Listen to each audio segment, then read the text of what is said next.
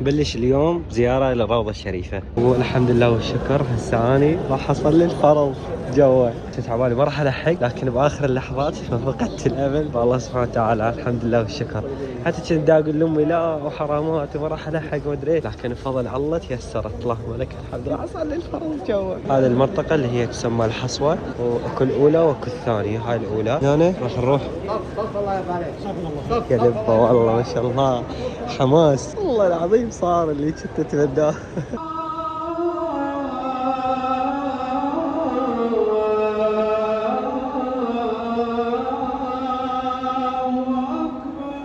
أشهد أن لا إله إلا الله.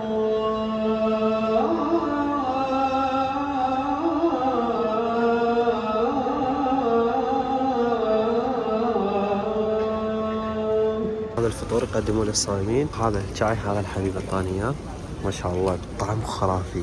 اول مره اذوق هيك شاي طيب. ايش قد شارب شايات هذا؟ اعتقد هذا النعناع المديني من طهيش طعم او لا الحبق. أشهد أن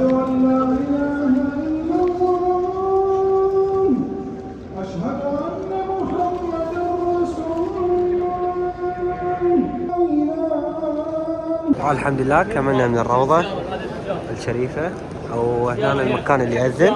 بس نروح على زيارة قبل لا تقفل على قولتهم، زيارة النبي عليه الصلاة والسلام. نطلع من هنا ونلف مثل ما قلنا بداية الفيديو، بداية دخول الروضة.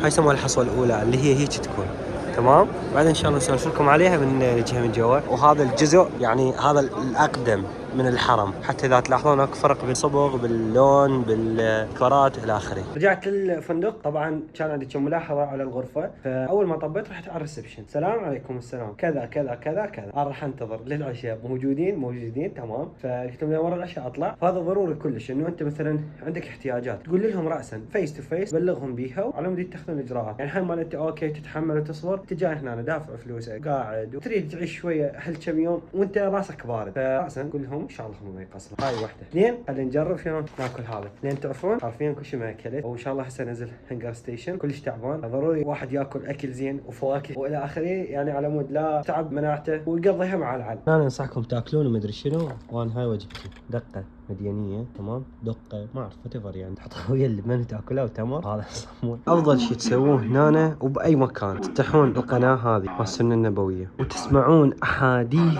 روعه كلام النبي عليه الصلاه والسلام، بحساب يمكم واحد قاعد ينصحكم وتوعيك على هواي مسائل. كملنا صلاه المغرب والعشاء. بعدين وراها جيت هنا هذا المنطقه على مود اتعشى. طلبت لي اسحب الدجاج. هذا مطعم وديان حضرموت. هذا عشاء اليوم حمضيات كنزه تمام، امور طيبه.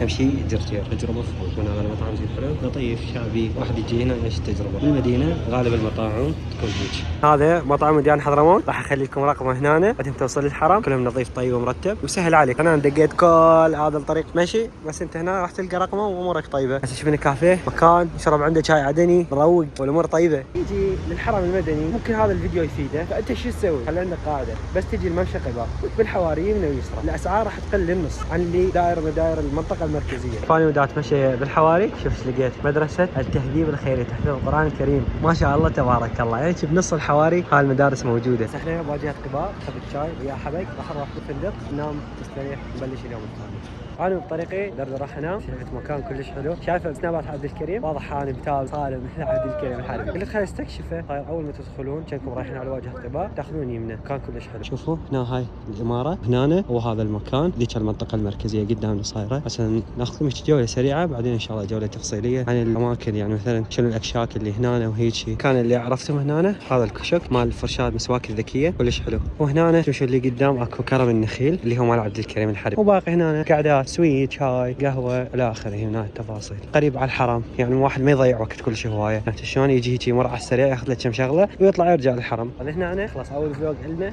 خلال هاي رحله العمره. اشوفكم على خير. لا تنسون اللايك والشير والسبسكرايب. دزوا هذا الفيديو جماعتكم اللي يريدون يجون للمدينه على ما يستفادون من الاماكن اللي رحنا لها.